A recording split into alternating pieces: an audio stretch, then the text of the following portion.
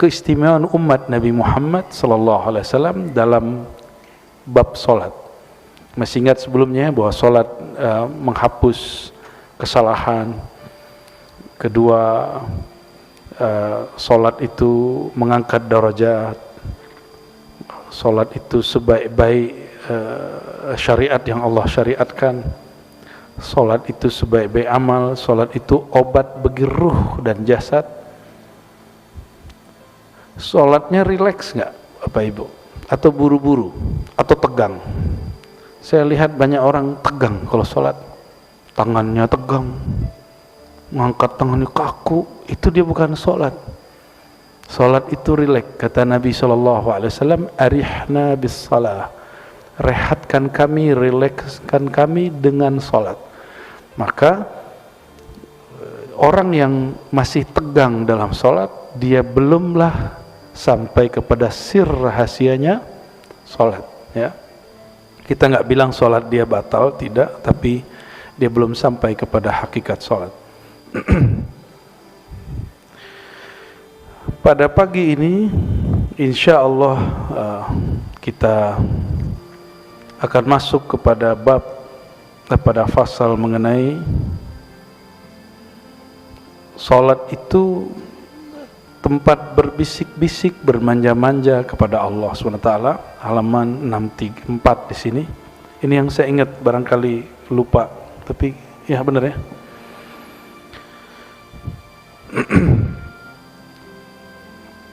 Anna salata fiha munajatu rabbil izzah. Orang mengatakan usul kepada Allah, atau usul terkoneksi kepada Allah sulit.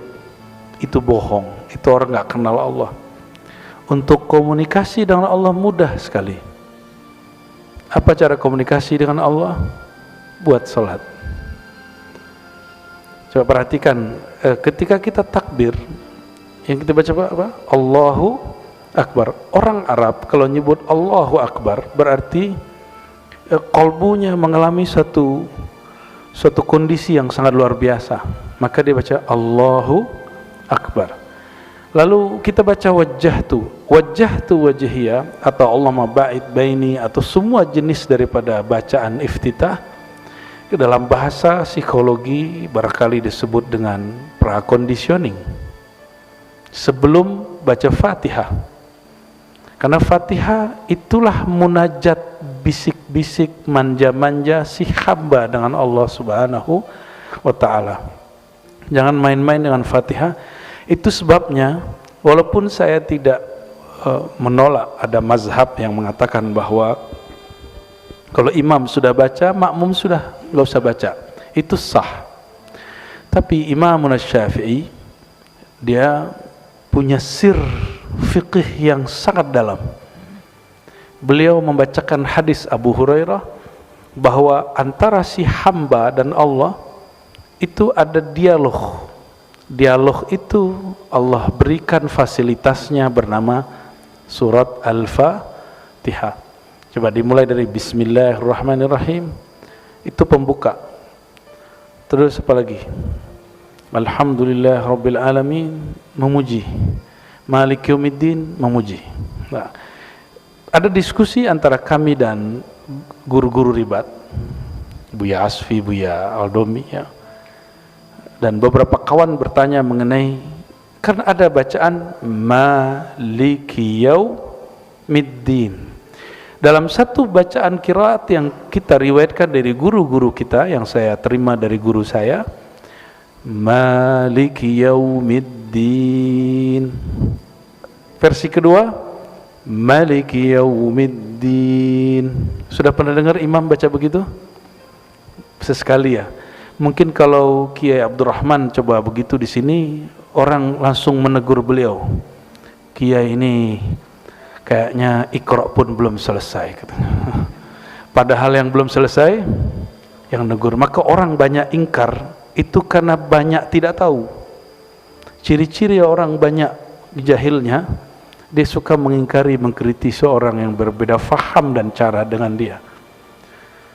Ciri-ciri orang alim, dia menahan diri untuk mengomentari orang sampai betul-betul yakin apa yang dia mau komentari. Jadi orang-orang yang infiali, emosional dalam mengkritik, itu bukan orang hebat. Mungkin retorikanya bagus, tapi kejahilannya juga bagus. Ya, terlalu bagus jahilnya. Nauzubillah min dzalik. Walaupun tadi sudah baca suratul Fatihah, kita ulang lagi. Fatihah kita kirimkan untuk Nabi Muhammad SAW dan pengarang kitab ini dan murid-murid beliau yang merupakan guru daripada kami. Al-Fatihah. Bismillah. Suratul ladzina. Apa kata beliau? Anna salata fiha munajatu Rabbil Izzah. Boleh dibaca munajatun Rabbil Izzah. Dua-duanya boleh. Salat itu di dalamnya ada munajah. Munajat telah menjadi bahasa kita hari-hari. Apa arti munajat? Memohon. Apa lagi? Mohon itu doa. Munajat, bisik, berbisik-bisik. Berbisik-bisik itu bermanja-manja, bermesra-mesra. Maka munajatun boleh diartikan bisikan mesra cintanya hamba dengan zat yang terkasih, zat yang paling layak dicinta, yaitu zatullah subhanahu wa ta'ala. Munajat itu saya buat analog. Kalau kita punya kekasih, maka malam hari paling senang bermunajat dengannya, bermanja-manja, berbisik-bisik dengannya. Benar enggak? Maka Sufyan Ats-Tsauri setiap kali terbit fajar dia menangis. Apa katanya? Habislah waktuku berdua-duaan dengan Allah Subhanahu wa taala. Habislah waktuku bermanja-manja. Setelah ini orang akan banyak datang, murid banyak datang, banyak kesibukan duniawi. Jadi dulu imam-imam itu nangis kalau terbit fajar. Kalau sekarang seneng ya? Atau malah kesel? Kesel, udah subuh aja nih gitu ya.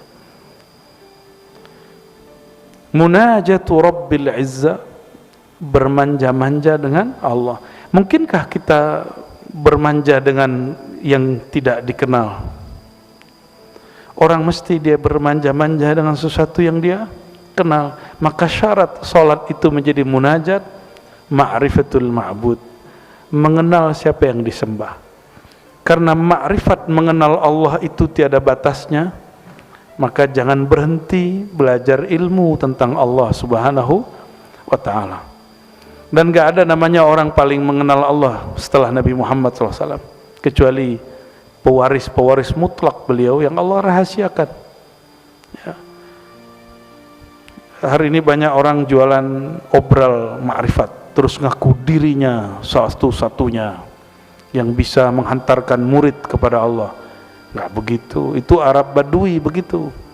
Arab Badui datang kepada baginda lalu mengatakan, ya Rabb irhamni wa Muhammada, sayangi aku dan Muhammad saja, jangan yang lain.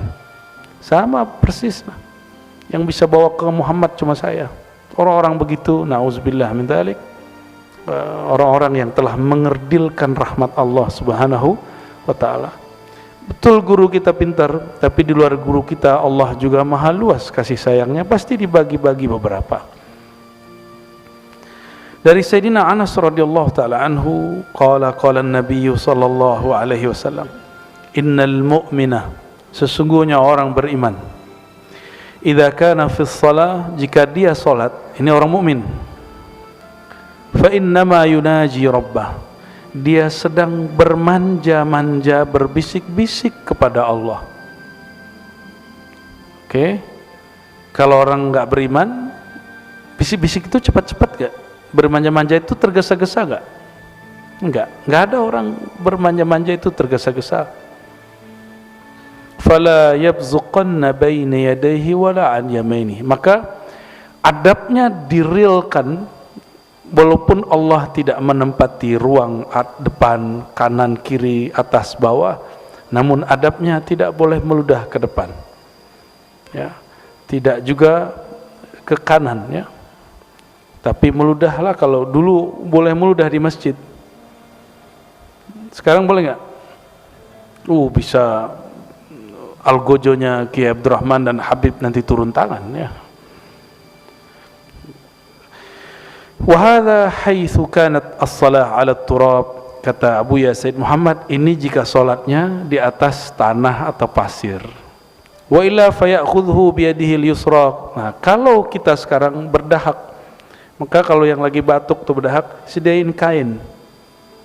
Ini yang pakai kain, ada kain, biasanya orang bawa kain lap, ya. Dulu orang suka simpan, ya, di saku dia, sapu tangan. Itu tradisi yang bagus. Ambil pakai tangan kanan lalu dibuang, boleh. Nah, kata beliau, fayakhuzahu biyadihi al-yusra kama nussa alaih. Maka ambillah dengan tangan kiri lalu simpan lagi. Itu sunnah sebenarnya, ya. An Sayyidina Abi Hurairah radhiyallahu taala anhu an Nabi sallallahu alaihi wasallam, idza qama ahadukum ila shalah, jika kamu salat, fala yabsuq amamah, jangan meludah ke depan. Fa innama yunajillaha ma dama fi musalla, selama dia salat dia sedang bermunajat kepada Allah. Dan wala an yaminihi, juga jangan di kanannya, karena di sebelah kanan ada malaikat salat. Jadi setiap salat ada malaikatnya. Apa doa malaikat? Allahumma salli ala fulan, ya Allah turunkan rahmat kepada si fulan. Kalau kita meludah ke kanan, itu malaikat pergi, ya. Wal yabsuq an yasari aw tahta qadamihi falyadfinha. Kalau dia mesti juga meludah, maka ke kirinya atau ke bawahnya, atau sesuai kalimat tadi, dia pakai kain, pakai tangan kiri lalu disimpan lagi. Jangan ditelan, ya. Itu dahanya jangan ditelan, jorok kali itu. Ya, masa gitu, ya. Jadi sunnah sekarang membawa apa? Sapu tangan itu kalau sholat, terutama bagi yang ada lendir-lendir atau dahak. Kalau enggak usah, enggak apa-apa, ya. Tisu lebih baik. Dulu belum ada tisu, bid'ah juga itu kayaknya tuh, ya. Wa min dzalik, ganti tema. Tadi sholat itu tempat munajat. Inilah yang membuat orang rindu sholat. Udah rindu sholat belum? Sholat itu ada candunya gak? Ada candu gak sholat? Kayaknya belum, ya. Karena belum kenal siapa yang disembah. Jadi belum jatuh cinta kepada Allah Subhanahu wa ta'ala. Sholat itu nikmat sekali, Pak. Nikmatnya sholat, sehingga Abu Yazid itu seperti dia di atas orang lagi syahwat kepada pasangannya. Itu Abu Yazid al-Bustami. Nikmatnya sholat itu yang disebut nikmat surga yang disegerakan. Maka Nabi SAW mengatakan, hubbiba ilayya minad dunya at-tib wan nisa wa ju'ilat qurratu aini fi shalah. Aku dibuat oleh Allah senang kepada yang harum, yang bersih, yang rapi, dan lawan jenis. Tetapi pelipur laraku hanya di dalam sholat. Bukan hidup yang rapi, bukan pasangan. Tapi apa yang membuat Nabi terobati kolbunya? Fis shalah, di dalam sholat, ya.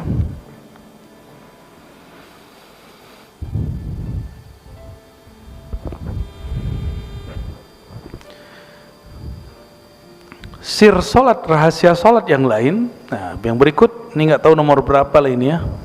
Ada yang nyatat nggak nomornya berapa sebelumnya? Bukan halaman. Kelebihan sholat 1, 2, 3 ini nggak tahu nomor berapa. Beliau nggak ngasih nomor. Ya, anna sholata fiha tawajjuh wal iqbal ala Allah. Sholat itu ada 2 aktivitas besar selain munajat di situ, yaitu tawajjuh. Apa arti tawajjuh?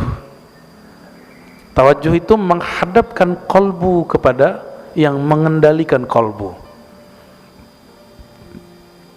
Wal iqbal, lalu menatap Allah Subhanahu wa ta'ala. An Sayyidina Ibn Umar radhiyallahu ta'ala anhuma, anna Rasulullah sallallahu alaihi wasallam qala. Nah, Rasulullah bersabda, "Idza kana ahadukum yusalli," sama jika kamu salat jangan meludah, jangan melakukan gerakan-gerakan di luar salat, fa innallaha qibala wajhihi idza shalla. Karena Allah secara adab di depan dia. Bukan berarti Allah menempati ruang depan, tapi tubuh ini berkiblat ke Ka'bah, maka Allah akan menerima orang itu dari arah depannya. Bukan berarti Allah ada di depannya. Oleh karenanya, siapa saja yang sholat tidak usah bayangkan Ka'bah. Bayangkan dia menghadap Rabbul Ka'bah, Tuhan pemilik Ka'bah, ya. Wa min dzalik, di antara rahasia keutamaan salat yang menjadi kekhususan umat Nabi Muhammad sallallahu alaihi wasallam yang tidak ada di agama-agama sebelumnya, anna salata fiha dzikrul 'abdi rabbahu.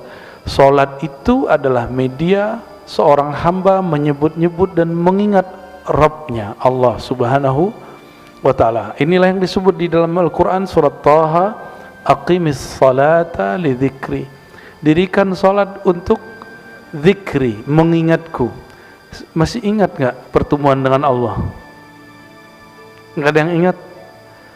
Maka karena kita tidak sanggup mengingat Allah, hilangkan ketidaksanggupan itu dengan cara kecilkan dirimu, tiadakan dirimu, maka si kecil itu akan hilang, si jahil itu akan hilang. Allah akan ganti sifat kita yang baru.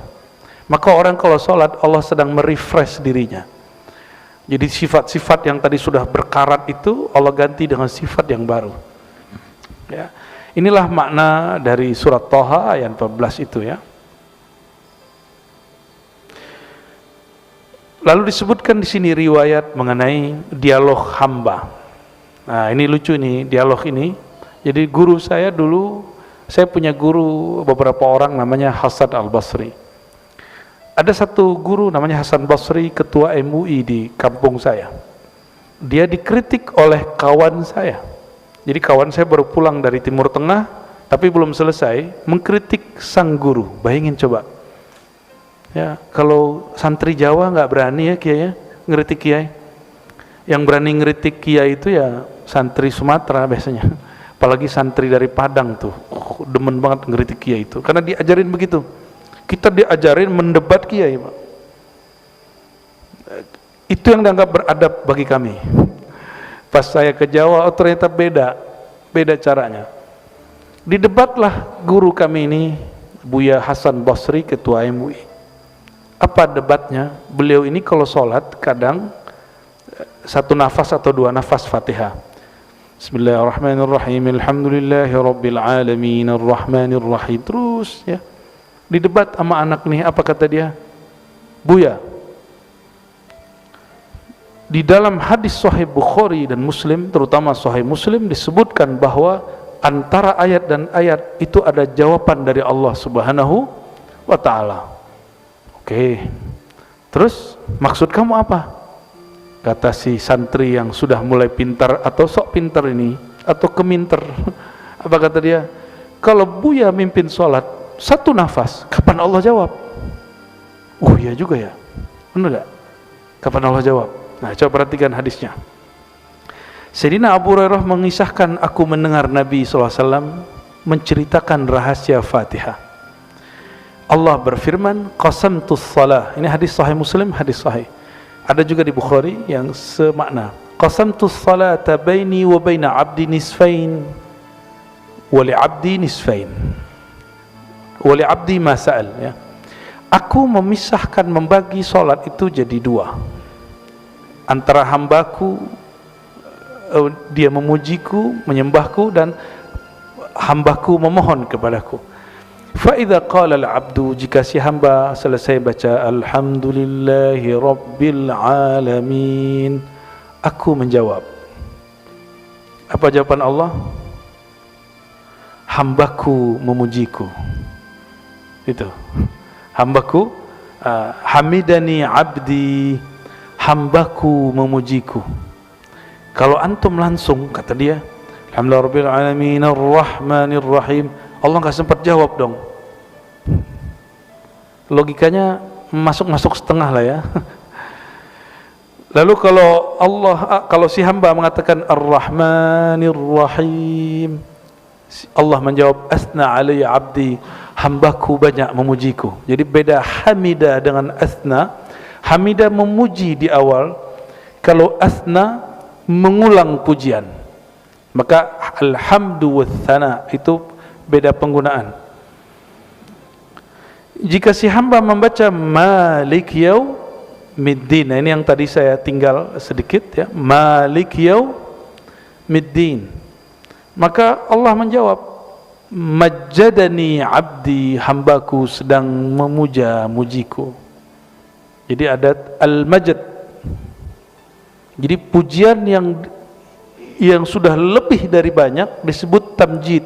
Innaka hamidun majid. Hamid terpuji, majid sangat-sangat terpuji. Fawwada ilayya abdi, lalu hambaku menyerahkan urusannya kepadaku. Lalu ketika dia baca iyyaka na'budu wa iyyaka nasta'in, maka Allah mengatakan hadza baini wa baina abdi, inilah hubunganku dengannya. Dia menyembahku iyyaka na'budu, maka aku beri dia iyyaka nasta'in, kepada engkau kami memohon pertolongan. Wali abdi masal, apapun yang dia minta aku kasih. Kalau satu napas Allah nggak sempat jawab, bro. Itu guru saya sempat kemudian terpengaruh. Maka beliau sudah pensiun jadi ketua MUI dan sudah nggak mau debat. Dan orang dari dulu nggak mau debat. Ya. Begitu juga ayat ihdinas siratal mustaqim siratal ladzina an'amta 'alaihim ghairil maghdubi 'alaihim waladdallin, sama, kalimat jawabannya sama. Apa jawaban kami? Mungkin ini pernah saya bahas di waktu yang lain, mungkin ada yang lupa, sekedar mengingatkan. Dalam aqidah Ahlussunnah, kalamullah bila harfin wala sautin. Allah jika berkalam, kalamnya tidak berhuruf, tidak bersuara, karena huruf dan suara itu ciptaan. Coba baca ba. Ba itu pertemuan dua bibir. Bibir ini makhluk bukan? Suara, nafas, lalu titik-titik tempat keluar huruf, itu makhluk bukan? Maka bunyi yang keluar dari mulut namanya ba, alif, semua itu adalah makhluk. Tapi kalam Allah tidak makhluk. Maka Al-Quran bermakna kalam tidak makhluk, tapi mushaf makhluk. Suara kita baca Quran makhluk. Imam Bukhari hampir dibunuh karena menjelaskan ini waktu di Daisapur. Disalahfahami oleh seniornya namanya Muhammad Az-Zuhli ya, karena bab ini kata Imam Bukhari, bacaan Quranmu makhluk, Qurannya tidak makhluk. Langsung dituduh sesat. Untung kita nggak hidup di zaman itu ya, mungkin saya dituduh sesat juga. Kita nggak ngomong gitu aja dituduh sesat sama orang ya. Walhasil saya sampaikan, jadi Buya, Allah itu berkalam seperti yang Buya ajarkan dulu waktu di sekolah, tanpa huruf dan tempat suara. Maka jika Allah menjawab bismillahirrahmanirrahim alhamdulillahi rabbil alamin, lanjut misalnya satu nafas, itu nggak perlu jeda, karena Allah menjawab tidak perlu jeda. Dan itu sekali saya lihat beliau senyumnya puas sekali. Terakhir saya berkunjungi beliau dan setelah itu beliau wafat ya. Tapi saya puas, semoga itu tanda beliau ridho ya, ridho kepada muridnya yang kurang adab ini ya.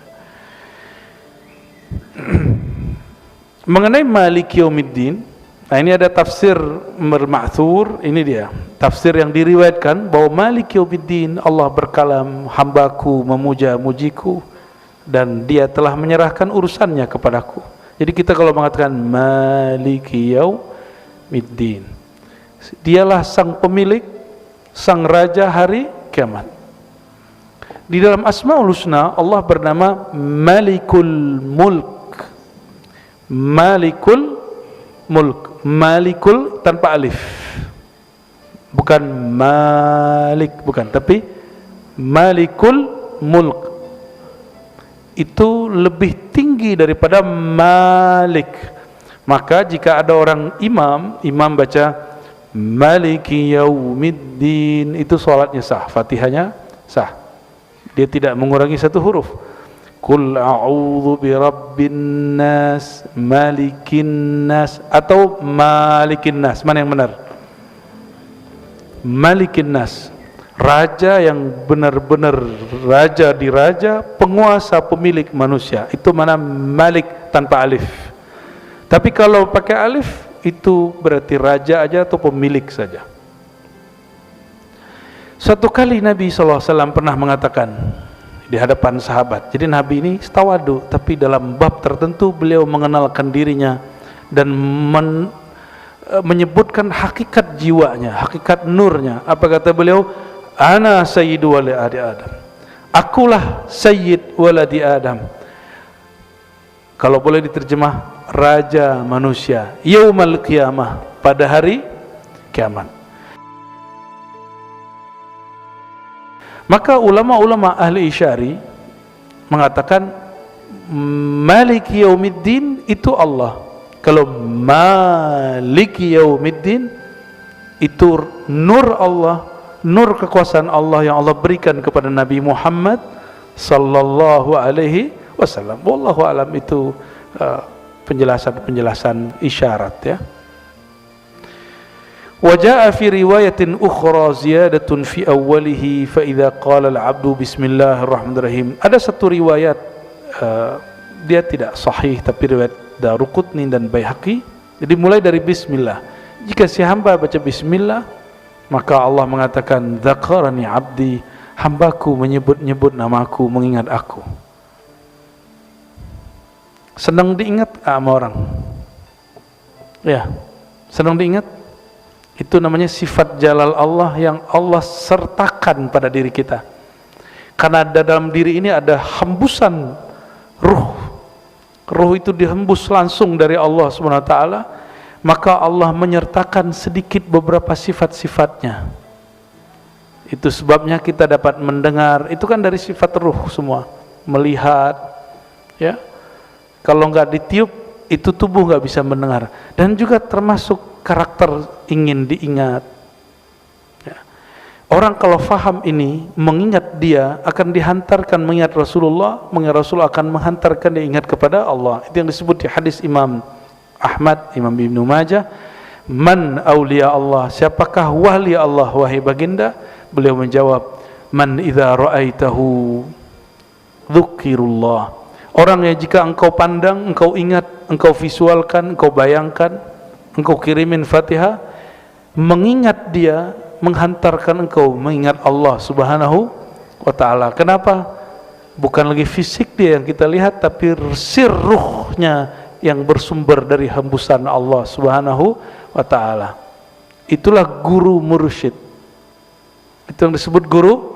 Jadi orang kalau dapat ijazah 7 tapi mandang dia nggak membuat kita ingat Allah, maka dia bukan mursyid kita.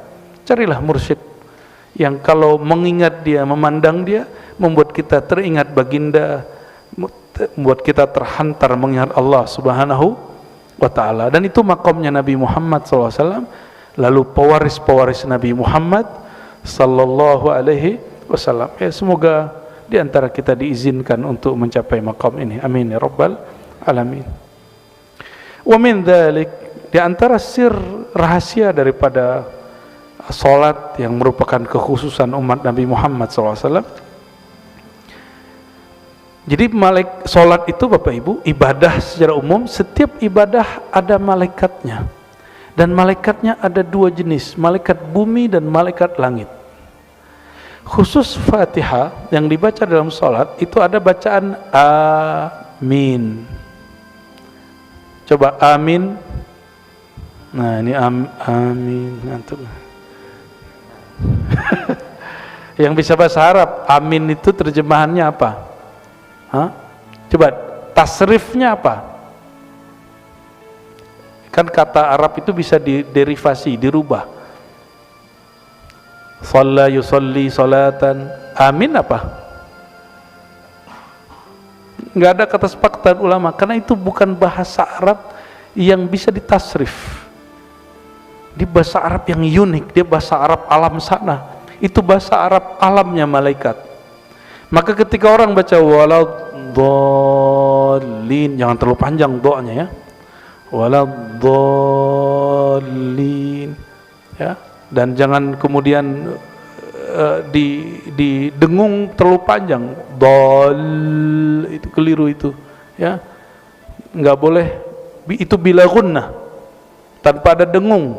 Waladhdallin langsung disambut, karena bi gunnah itu sudah jelas masuk ke huruf waw dan huruf-huruf tertentu yang lain. Jika ada orang membaca itu, maka malaikat dengan bahasa Arab langit, nah, ini bahasa biar agak ngeri-ngeri sedap, membaca amin. Banyaklah orang bertanya, sebenarnya cara baca amin itu gimana? Amin atau amin, yang benar yang mana? Kayak tahu yang benar aja sih. Dalam ilmu tajwid, jika dua alif ketemu, maka dia dijadikan matnya panjang. Itu asalnya amin kalau versi ahli tasrif. Cuma emang bisa ditasrif begitu, ada ya di tengahnya, ini muskil. Maka ada ulama kita yang memanjangkan amin, itu ada alirannya dalam ilmu tajwid. Jadi ilmu tajwid ada mazhabnya Bapak Ibu. Mazhab itu tidak hanya mazhab fikih. Mazhab fikih yang ditulis di depan masjid, kan kalau disebut semua repot juga, tapi cukup yang tiga itu. Mazhab apa di sini? Syafi'i. Enggak usah ditulis qiraat kita, qiraat Asim, repot sudah. Ya, cukup tiga itu. Pertanda masjid ini masjid rahmatan lil alamin. Insya Allah. Enggak mungkin juga disebut qiraat Asim. Rempong. Ya.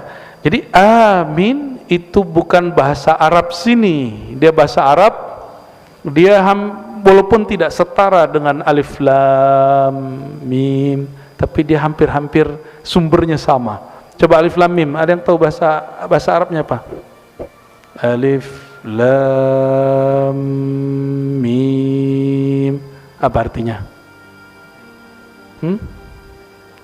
Enggak tahu. Itu bukan arti. Hanya Allah yang tahu. Itu bukan arti. Ada artinya, ada di kitab tafsir. Namun dalam tafsir Jalalain yang dibaca Kiai Imam Suyuti, mengalihkan makna, bukan memaknai. Wallahu a'lam bimuradihi, Allah lebih tahu maksudnya, tapi itu bukan arti. Orang mengira itu artinya. Itu pertanda bahwa huruf Arab yang ada di Quran bukan huruf Arab yang dibuat-buat baginda Nabi Muhammad SAW, tapi itu Arab yang asli dari hadirat Allah Subhanahu wa ta'ala. Maka dalam ilmu lughah ada satu kaidah, annal lughata bal lughat fil alam min Allah. Semua bahasa bersumber dari Allah. Semua bahasa bersumber dari Allah. Atas dasar itulah kita tidak menolak orang menyebut Allah dengan sebutan Gusti, Pangeran, Tuhan. Kita nggak nolak, karena semua bahasa dari Allah Subhanahu wa ta'ala. Yang menolak, dia tidak mengerti ilmu bahasa, padahal Al-Quran itu sumber bahasa. Nah, saya mau tanya lagi, jadi alif lam mim bahasa apa? Bahasa langit? Enggak, itu tempat, langit itu tempat. Bahasa apa? Coba bacain awal-awal surat Yusuf. Terus Qur'anan, kami jadikan Quran itu Arabian, maka alif lam mim itu bahasa Arab, tapi bukan bahasa Arab sini. Ini yang disebut i'jaz, untuk melemahkan Arab-Arab Quraisy, karena bahasa Arab mereka sudah terkontaminasi. Ada Arab yang lebih murni, gitu. Apa makna Arab? Bahasa Arab, Arab itu artinya araba, artinya sesuatu yang bergerak. Maka huruf bahasa Arab, harokat itu artinya gerak. Harokat itu gerak artinya. I'rab itu mengetahui harokat akhir dari satu kata, dan satu kata tidak selalu stagnan seperti bahasa Indonesia. Saya makan, bisa nggak? Saya makana, makani, makanu, tidak ada. Dalam bahasa Arab, makan itu akala, yakulu, ya, yakul, kul, kulu, kuli, banyak sekali. Itu disebut dengan i'rab. Maka bahasa Arab itu bahasa yang bergerak, dan dia selalu bergerak. Jadi alif lam mim bahasa apa? Alif lam mim bahasa apa? Bahasa Inggris. Bahasa Arab. Tidak ada di dalam Al-Quran satu kata, satu huruf pun di luar bahasa Arab. Karena dia bahasa Arab pasti ada maknanya. Namun tidak semua diketahui oleh para ulama. Hatta sekelas Sayyidina Abu Bakar As-Siddiq, dibacakan ayat wa fakihatan wa abba. Orang nanya, ya Abu Bakar, apa itu fakih, apa itu abba? Kalau fakihah kami tahu, buah. Abba, mana abba? Apa kata Sayyidina Abu Bakar? Seandainya saya taruh kepala saya di bawah kolong angin manapun, ini kepala nggak berani menerjemahkan, menafsirkan ayat sesuka hati. Selevel Abu Bakar, Sayyidina Abu Bakar As-Siddiq tidak berani memaknai ayat sesuka hati. Ini muncul ada orang baru belajar terjemah Quran lalu mengatakan Muhammad pernah sesat. Dia nggak kenal kata dal dalam bahasa Arab itu beda dengan kafar. Ya, wa wajadaka dhallan fahada, dan dia mendapati engkau dalam keadaan dal enggak mesti sesat, bisa keliru, bisa tidak tahu, lalu ia menunjukimu. Tapi sama kawan saya yang baru hijrah jadi ustadz, apa kata dia? Rasulullah pernah sesat. Orang kalau baca Quran enggak belajar akidah, maka dia akan sesat menerjemahkan Al-Quran. Oleh karena itu, akidah minal Quran. Akidah itu bagian dari Al-Quran. Kalau kita pakai Quran, ada nggak sholat 5 waktu? Sholat cuma 3 waktu. Aminah Wadud, tahu Aminah Wadud yang mimpin sholat Jumat, perempuan? Itu kita tanya, kenapa sih ente mimpin sholat Jumat? Apa jawaban dia? Di Quran nggak ada larangan perempuan jadi imam sholat Jumat. Iya juga sih ya, tapi blow on.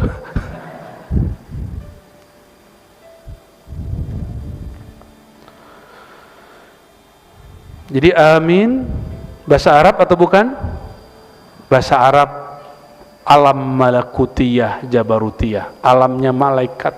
Maka malaikat setiap kali ada orang baca waladhdallin amin, maka amin itu juga bahasa Arab tapi bahasa Arab sana.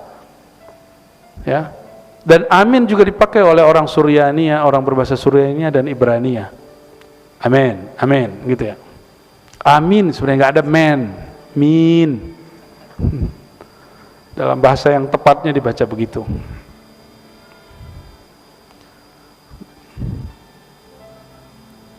Apa dalilnya? Diriwayatkan oleh Sayyidina Abu Hurairah radhiyallahu taala anhu, Nabi sallallahu alaihi wasallam bersabda dalam hadis yang sahih riwayat Imam Bukhari Muslim, "Idza ammana al-imam fa aminu."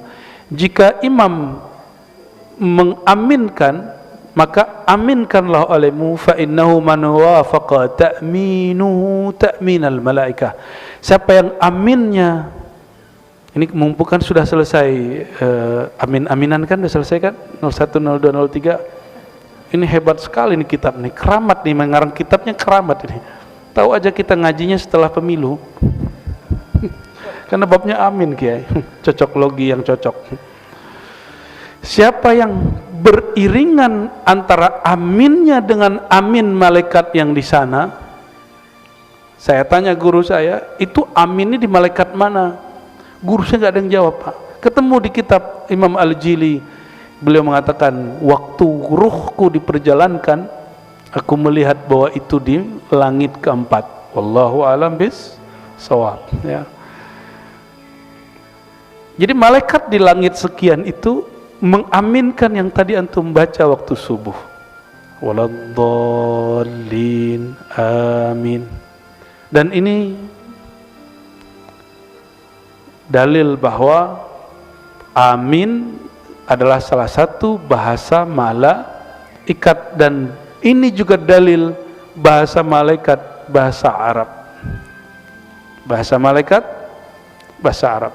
Ghufira lahu ma taqaddama min dzambih, maka diampuni dosanya yang berlalu. Jadi pengampunan dosa itu ada yang cara ekspres, ini dia.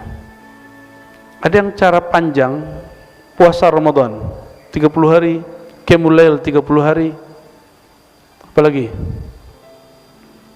Ada yang tobat, ada yang kafarah, ya. Ada macam-macam. Nah, ini cara ekspres. Paling gampang tuh baca Fatihah, diampuni dosanya. Namun masalahnya, kapan kita tahu amin kita sama dengan amin malaikat? Ada yang tahu? Kalau ada yang tahu, bagi tahu kita lah.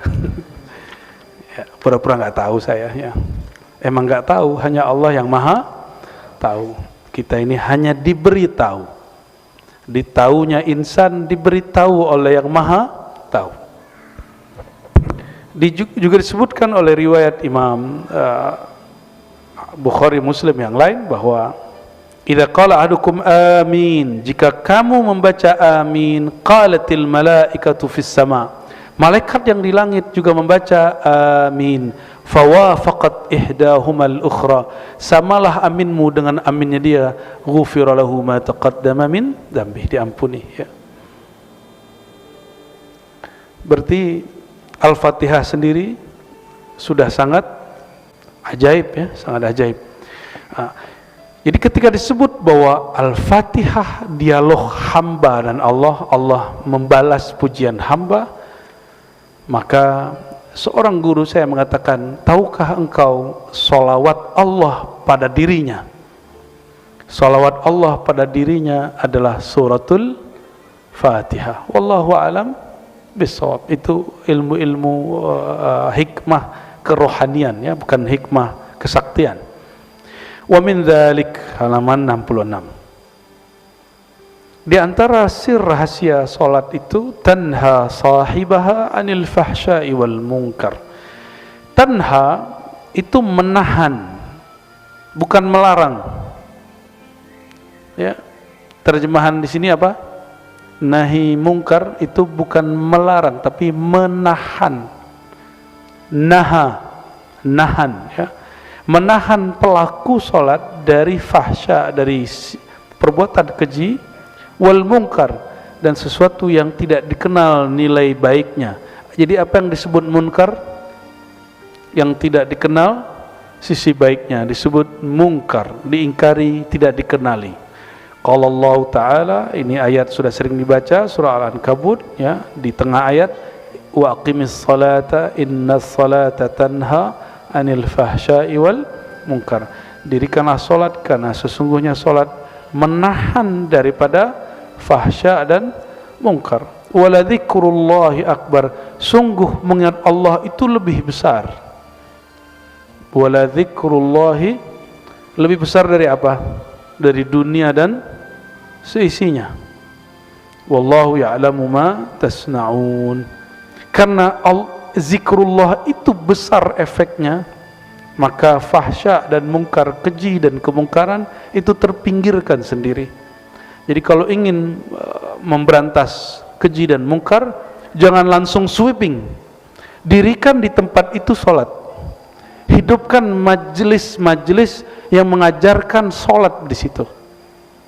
Baru kalau antum mau sweeping, izin dulu dengan polisi, ya kan, kerjasama kalau perlu. Jadi jangan main langsung sweeping, itu bid'ah. Ya. Hisbah kita, nahi mungkar kita dimulai dengan al-amru bil ma'ruf. Salat itu ma'ruf. Dirikan dulu yang ma'ruf, kemungkaran akan rontok dengan sendirinya. Jangan berantas kemungkaran dulu. Itu tidak sesuai dengan ajaran Nabi Muhammad sallallahu alaihi wasallam. Faqad amara subhanahu wa ta'ala bi iqamatis salah wa bayyana athar as-salah fi man aqamaha anna tanha 'anil fahsya sampai akhir. Lalu ini barangkali terakhir pada pagi ini, anna as-salata tuhadzibul 'abda min as-sifatidz dzamimah.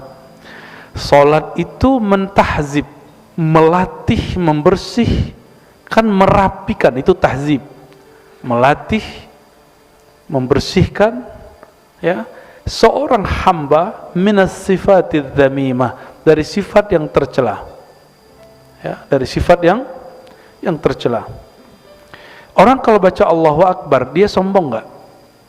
Tapi kenapa kalimat takbir itu jadi simbol kesombongan orang Islam hari ini? Ada apa dengan takbirmu? Wajar takbirmu tidak dimenangkan Allah, karena Allah yang engkau sebut dalam takbirmu tidak engkau besarkan di kolbumu. Ini PR kita.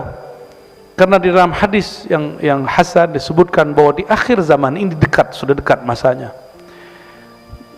Daerah Rum itu ditaklukkan bukan dengan perang, tapi hanya dengan takbir. Takbir seperti apa itu? Ini yang disebut Nabi Muhammad sallallahu alaihi wasallam, ya. Inna a'da'ika man baina janbaik. Musuh terbesarmu adalah emosimu, egomu. Kecilkan dulu ego kita, baru kita bisa ngalahin ego orang. Saya suka takbir kalau lagi ngaji. Tapi bukan takbir kesombongan, karena yang kita besarkan Allah. Lalu kenapa kita merasa sok besar? Sok bener. Dakwahnya sok bener, manhajnya sok bener. Enggak. Kita enggak begitu. Dan kita sedih sekali orang membentak dengan takbir. Yang dibentak ustadznya karena beda pilihan dengannya. Pernah ngalamin atau pernah bentak ustadz? Antum durhaka itu, ya. Guru itu paling kenal Allah. Dia tahu kapan takbir itu jadi senjata. Masih ingat 2016, 2019, 2000 berapa dulu? 14 ya, 2014, 2019. Saya Pak di Pondok Labu, saya diteriakin orang dari luar. Dia nggak ngaji di dalam. Saya bilang, politik demokrasi tidak pernah ada di Quran, tidak pernah ada di sunnah Nabi. Maka beda pilihan bukan beda iman. Takbir dia keluar. Kita panggil, ente masuk sini. Takbir depan aneh. Nggak ada yang berani satupun. Takbirnya berani di luar masjid. Itu syaitan bertakbir. Ya. Cuma karena saya tidak mau pro dengan 00 itu. Kenapa? Untuk apa saya mengobarkan takbir itu hanya untuk 5 tahun orang berkuasa? Takbir saya abadi. Karena takbir menyebut nama Allah subhanahu wa ta'ala maha abadi. Saya mau tanya, ya, di Quran ada jihad, di sunnah ada jihad. Apakah ayat jihad untuk pemilihan pemilu? Lalu kenapa ayat-ayat jihad muncul waktu orang demo? Kenapa muncul? Dia sedang memperkosa ayat-ayat Allah SWT. Tolong jangan orang yang sudah kenal khasais ummah al-Muhammadiyah, jangan mau dipolitisasi dengan simbol agama. Agama kita suci. Agama mencakup politik. Agama tidak butuh politik. Politik butuh agama. Jadi kalau ada orang ngomong Islam tidak boleh lepas dari politik, bahasanya keliru. Politik tidak boleh lepas dari Islam. Islam mencakup semua, betul. Tapi bukan berarti Islam harus berpolitik dengan politik ente. Harus milih nolnya ente itu, ya. Nauzubillah min dzalik. Politisasi agama sudah memecah kolbu kita. Maka Allah katakan wala dzikrullahi akbar. Yang besar itu cukup Allah. Kecilkan nolmu, ya. Dan nol masih merasa besar lagi. Maka Bapak Ibu, saudara yang makan Allah, sengaja selalu saya sisipkan ini untuk edukasi. Mungkin tahun berapa lagi nih? Emang masih ada? Insya Allah Indonesia masih ada lah. 2000 berapa? 2029. Tapi setelahnya kita nggak tahu ya. Karena krisis di mana-mana. Masih ingat pandemi? Ini udah lupa semua, amnesia, cepat sekali lupanya. Pandemi seakan-akan nggak ada lagi aktivitas, masjid kosong. Nggak pernah dalam sejarah Indonesia masjid kosong, Pak. Masjid ini pernah kosong ya, Kiai? Ya, Kiai kena juga deh. Ya. Tengkarlah antara, karena dekat kantor polisi ya, langsung dibubarin ya.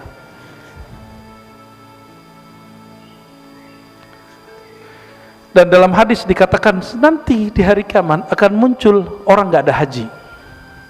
Untungnya pandemi kemarin orang masih ada haji. Oh, berarti bukan yang kemarin. Cuma mungkin kemarin itu trial. Kita nggak tahu suatu saat akan muncul lagi begitu. Wallahu a'lam. Ini bukan nakut-nakutin, ini memang menakutkan. Tapi tenang, waladzikrullahi akbar. Mengenal Allah itu lebih besar, menyebut nama Allah itu lebih besar. Gak usah khawatir nanti paceklik katanya El Nino, El Nano, El Nino, terserah dia mau datang ya, karena dalam hadis disebutkan nanti sebelum Isa turun, Dajjal muncul, Al-Mahdi berjuang, nanti ada 3 tahun masa paceklik. Hujan gak turun, gagal panen di mana-mana, kelaparan di mana-mana, orang berebut air, berebut nasi, berebut semua. Sebelum masa itu datang, berlatihlah tidak bergantung dengan air, bergantunglah dengan zat yang menciptakan air.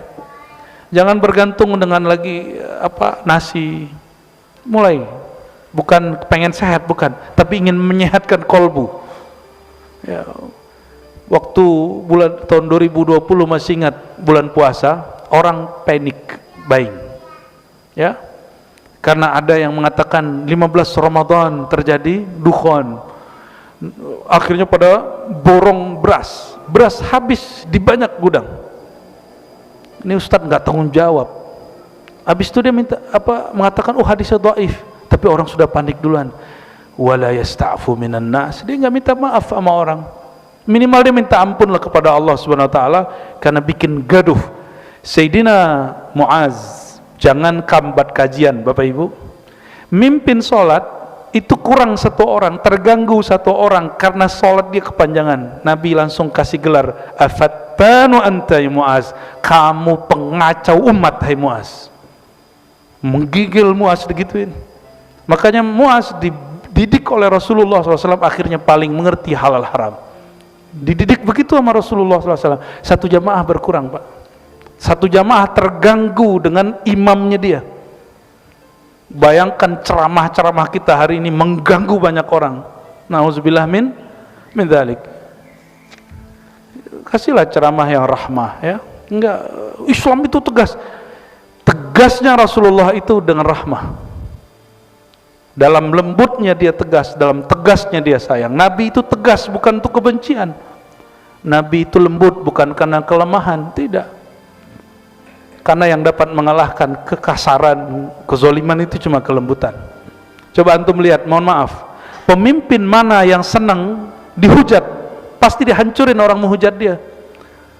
Tapi wallahi saya menyaksikan di hampir semua negara dan dalam sejarah Islam, pemimpin-pemimpin yang zalim takluk kepada ulama yang kolbunya lembut. Takluk. Dalam silsilah zikir kami, Thariqah Naqsyabandiyah Khalidiyah, itu ada seorang imam namanya Yusuf Al-Hamadani. Yusuf Al-Hamadani punya guru Abu Ali Al-Farmadi. Ini sezaman dengan Ghazali. Yusuf Al-Hamadani ini murid dari Abu Ali dan dia kawan sama-sama santri dengan Ghazali. Yang kita kenal siapa? Imam. Jadi ada nama Yusuf Al-Hamadani, ada Ghazali. 2 orang ini, Imam Ghazali jadi profesor kesayangan Perdana Menteri, Yusuf Al-Hamadani orang yang paling disegani Perdana Menteri. Itu kalau Yusuf Al-Hamadani datang di majelis tempat duduknya Perdana Menteri dan Raja, langsung rajanya turun, Pak, turun, tafadhal Syekh. Gak berani dia duduk di situ.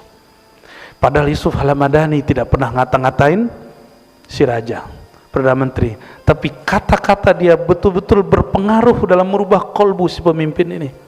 Tapi coba ganggu si Raja itu, besok nggak nyampe, hari ini hilang orangnya. Soeharto, masih ingat? Soeharto sama orang yang kritik dia hilang orangnya.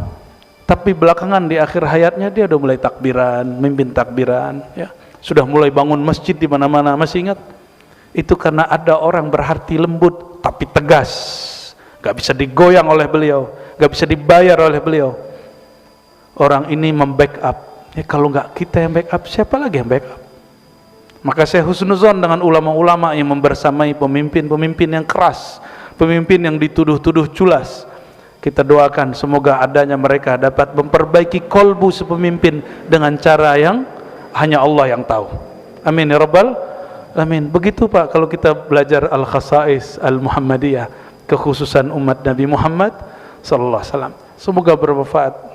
Barangkali itu, Kiai, ada tanya jawab?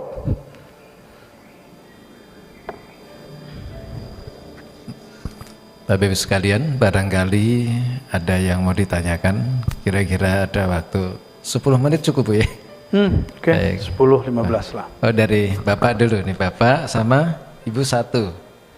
Dua dulu ya Pak ya, nanti kalau masih ada waktu kita tolong dibantu anak-anak santri.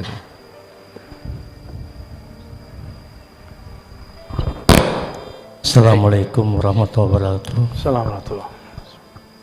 Buya, tadi kan ketika sholat Buya mengatakan kita sedang munajah, istilahnya apa tadi,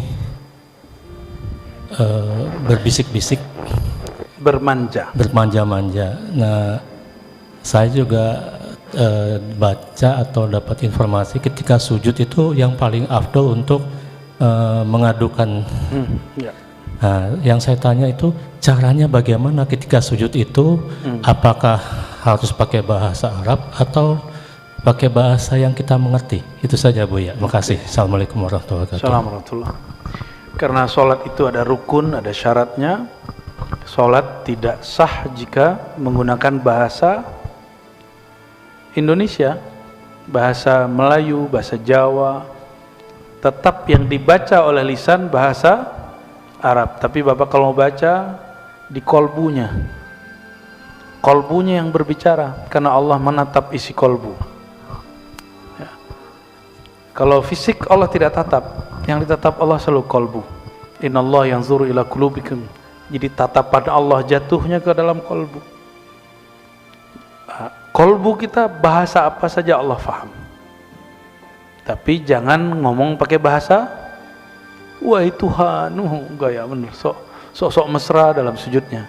Sujud syukur sih boleh di luar sholat, boleh pakai bahasa Indonesia ya. Sujud itu yang paling bagus membaca, bukan doa-doa aneh-aneh yang dibaca oleh baginda Rasulullah SAW. Apa yang dibaca oleh Rasulullah SAW? Subhana rabbiyal a'la, subhanakallahumma wa bihamdika la ilaha illa anta allahumma firli. Yang diajarkan Nabi SAW kepada Sayyidina Ali. Ini sujud kalau sholat sunat. Sajadalaka sam'i wa basari wa qalbi wa dami wa lahmi wa izami. Terus sampai selesai. Ya Allah, sujud kepada Engkau pendengaranku, penglihatanku, lisanku, kolbuku, darahku, dagingku, tulangku ya. Kita sebut ini peleburan, sujud fana. Yang kami ambil hadis itu ya, kita bawakan ke syahadat. Asyhadu, aku leburkan, aku bersaksi bahwa diriku, tubuhku, jiwaku, pendengaranku, penglihatanku begitu, ciptaan Allah dari nurullah, nur Muhammad SAW. Itu kita ambil dari hadis itu Pak. Hadis Imam An-Nasai dalam kitabus sholahnya, beliau meriwayatkan bahwa Sayyidina Ali ketika sujud itu yang dibaca. Tulangnya sakit-sakit nggak? Itu sujudnya baca itu. Sujud sajadalaka izami. ya Allah, tulangku sujud kepadamu. Darahnya punya penyakitan enggak? Sujudkan. Maka sakit itu akan menjadi penebus. Syukur-syukur sembuh. Kita enggak cari kesembuhan dengan sholat. Kalau mau sembuh ke dokter. Ya. Tapi ada orang disembuhkan dengan sholat, ada. Tapi kalau enggak sembuh, jangan salahkan sholatnya. Karena sholat bukan klinik kedokteran, bukan. Ya. Jadi kalau ada terapi sehat dengan sholat, oh sorry, sholat bukan untuk sehat.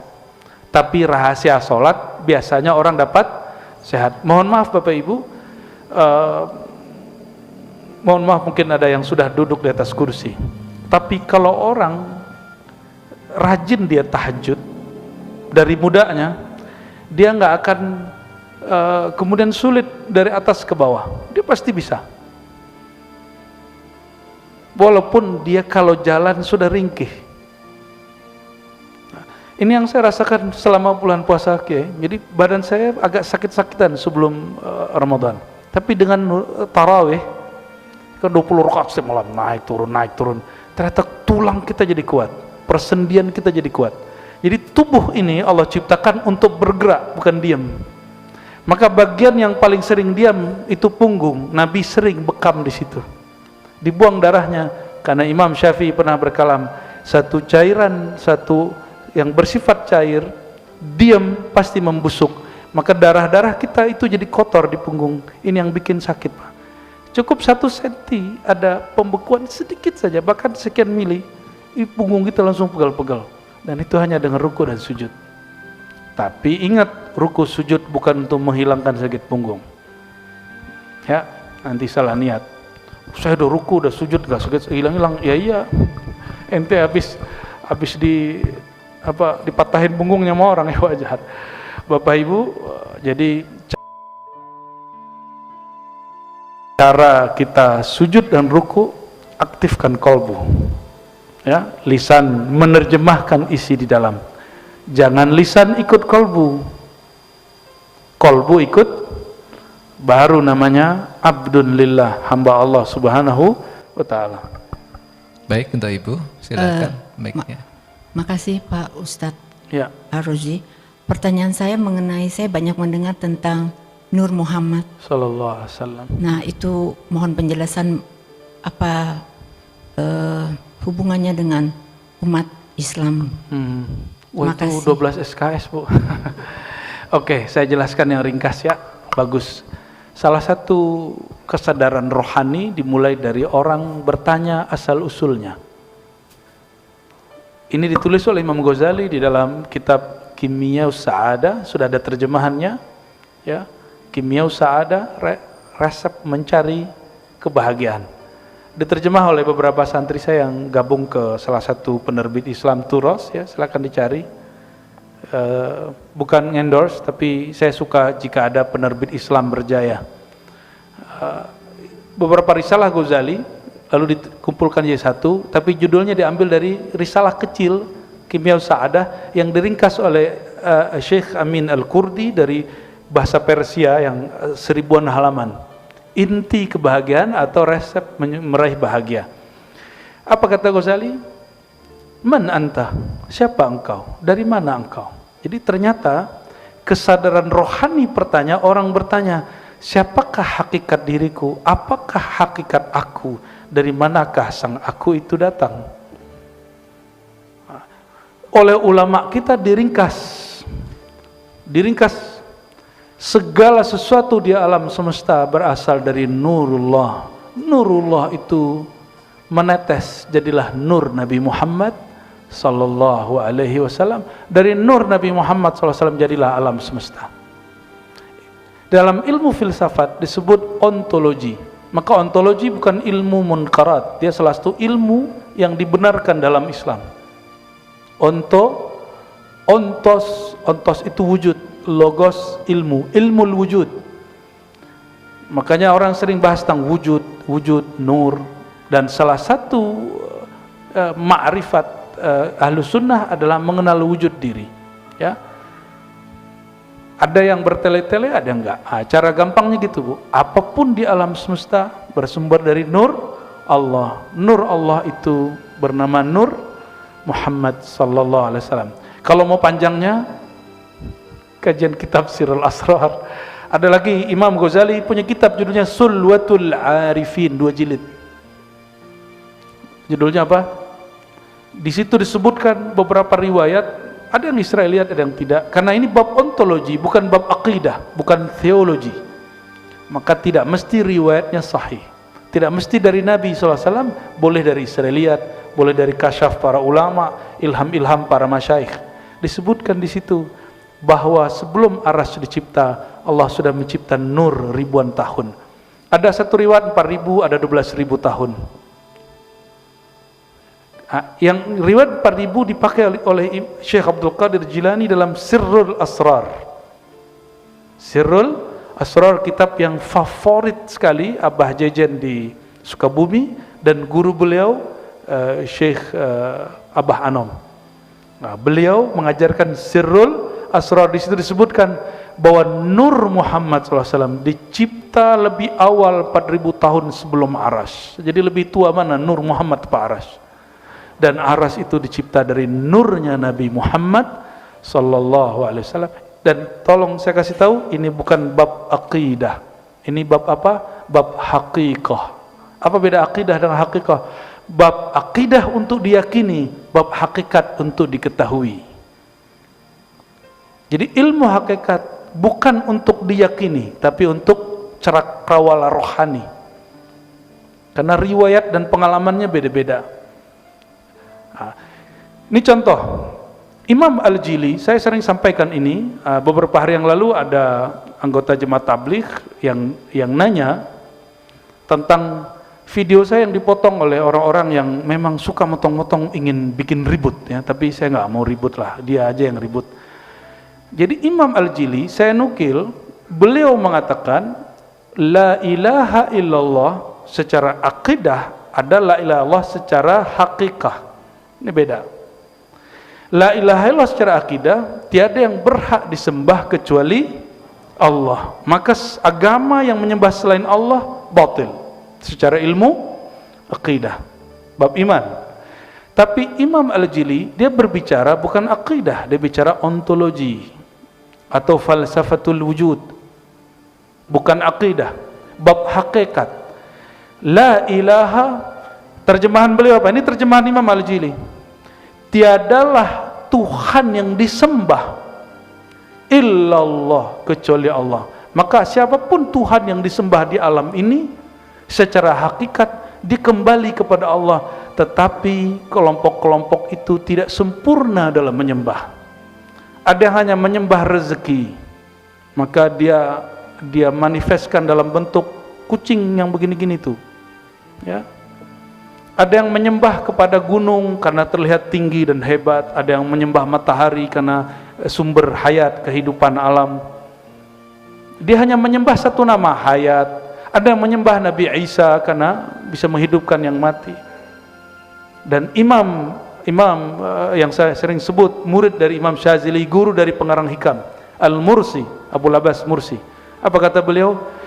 Dirinya wali, kolbunya wali, itu penuh dengan nur asma dan sifat Allah.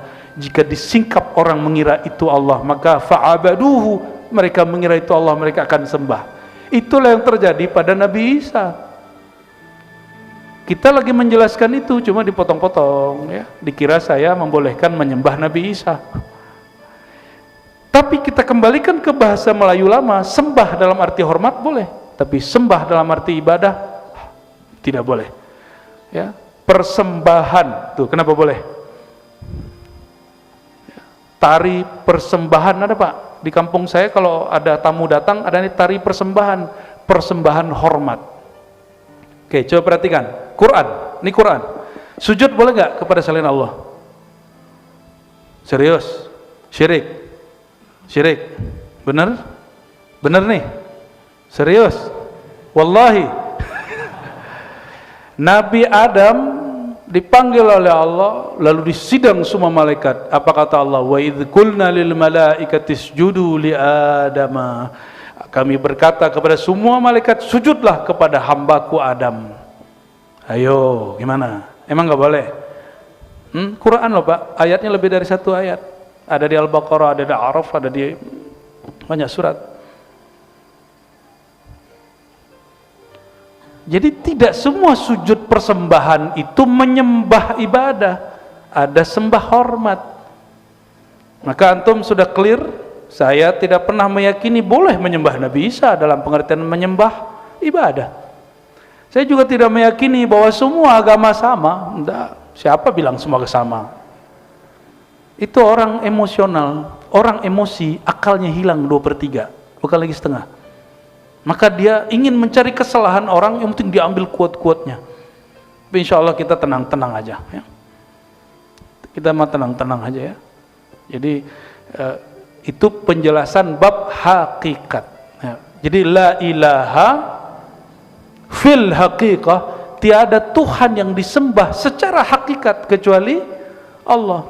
Namun mereka menyembah Allah tidak sempurna. Apa kata Imam Al-Jili? Makanya ngaji, jangan ngaji di YouTube doang. Ya. Al-ma'bud al-hakiki Allah, ma'bud hakiki Allah, dan yang menyembah Allah secara utuh hanya Nabi Muhammad SAW dan umat Nabi Muhammad SAW. Saya umat Nabi Muhammad SAW. Maka dalam bab hakikat bahasanya bukan benar salah sesat, enggak. Bahasanya kamil, akmal, qasir, sempurna, tidak sempurna. Itu bahasa hakikat. Jadi kalau ada orang ngomong hakikat sombong, dia belum nyampai kepada puncak hakikat. Imam Al-Jili sampai kepada puncak hakikat, maka dia memandang non-muslim bukan untuk dibenci, bukan mengatakan mereka salah, cukup katakan mereka tidak sempurna. Itu bahasa hakikat, bukan bahasa akidah. Ya, ilmu itu luas ya. A'rafun nas bil khilaf, a'rafuhum bid-din. Orang yang paling mengenal perbedaan faham, perbedaan ilmu, ilmu A dengan ilmu B, itu orang yang paling paham beragama. Ya. Jadi kalau ada antum ditanyain orang mengenai kalimat-kalimat saya tadi, itu bukan kalimat saya tapi kalimat dari Imam Al-Jili. Babnya bukan bab akidah tapi bab haqiqah. Bab haqiqah, bab ontologi, tidak wilayah hukum akidah, dia wilayah yang lain. Wilayahnya bukan benar salah, wilayahnya sempurna tidak sempurna, elok kurang elok. Dan saya sedang mencoba mengedukasi diri saya sendiri dan kita semua supaya kita upgrade dari sekedar bab akidah naik ke bab haqiqah, biar jadi rahmat bagi alam semesta, bukan menjadi musuh orang yang berbeda. Wallahu a'lam bisawab. Cukup ya. Kita lanjutkan lagi bulan depan, dan insya Allah nanti kita buat di sini daurah akidah ahlus sunnah, karena judulnya berat ini Kiai. Ya, masjid apa tuh Habib? Masjid akidah, masjid berakidah ahlus sunnah Asy'ari Maturidi. Nanti saya bawakan akidah Imam Asy'ari itu seperti apa. Kita buat daurah ya. Semoga gratis. Semoga gratis. Tapi kitabnya bayar sendirilah. Nanti insya Allah kita akan buat daurah kajian akidah Hadratus Syekh Hasyim Asy'ari, supaya antum faham apa yang terjadi hari ini sudah dipetakan beliau dahulu. Salafi, Syiah, Ahmadiyah, ya, kelompok-kelompok aneh-aneh itu sudah disebut. Dan beliau menceritakan juga tentang kenapa pesantren beliau dan yang bermanhaj dengan beliau disebut salafiyah, sedangkan ada nama salafi yang lain. Nah, itu dia sebutkan di situ. Insya Allah silakan nanti ditunggu saja infonya. Itu hadiah dari kami karena sudah menulis tulisan apa? Masjid Ahlus Sunnah wal Jamaah. Ini hadiah. Insya Allah. Semoga Allah Ta'ala meridhai kita semua. Semoga Allah Ta'ala menutup aib kita semua. Semoga Allah menjinakkan amarah bisu yang ada dalam diri kita. Allahumma ya Rahman ya Rahim ya Karim, salli ala nabiyina Muhammad.